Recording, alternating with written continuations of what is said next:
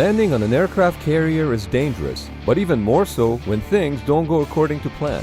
In this case, a test pilot named Captain George Duncan was testing an F-9F-5 Panther as the airplane dropped below the correct line of approach and the fighter struck the edge of the flight deck and broke in half.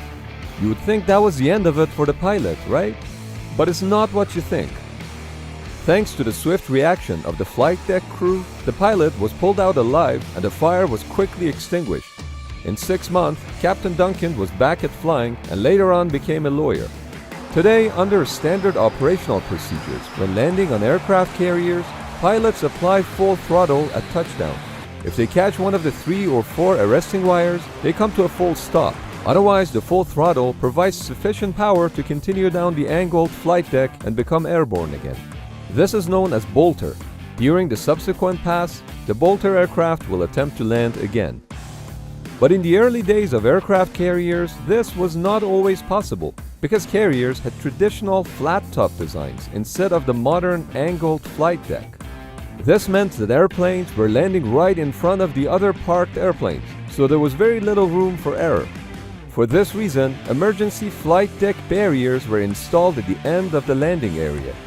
The barriers were about 3 feet tall and would be lowered after each successful landing in order to move the airplane to the parking area.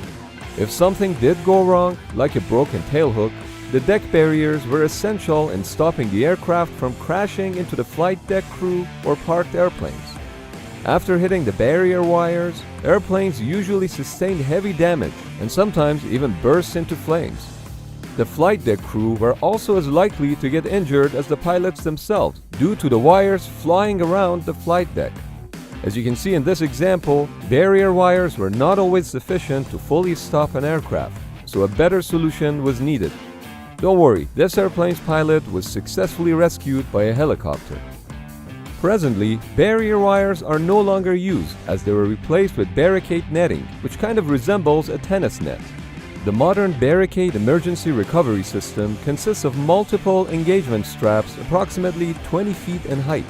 As the airplane enters the barricade, the release straps break and the aircraft is caught by the engagement straps which transfer the load to the barricade engine below the deck via a purchase cable. The barricade is normally stowed away and is only rigged in case of an emergency such as tailhook or landing gear malfunction. A well-trained crew can set up a barricade in under 3 minutes. After successful arrestment, the webbing and the deck cables are discarded.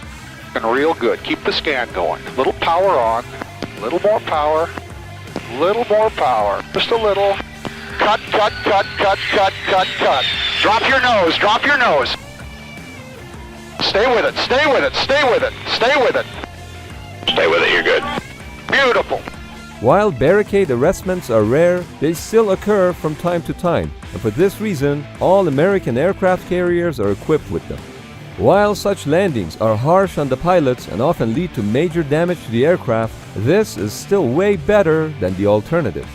Over the years, barricades have saved numerous lives, and because of that, they are an essential part of the carrier's toolkit. While you hope to never have to use it, when the situation arises, you're glad to have it.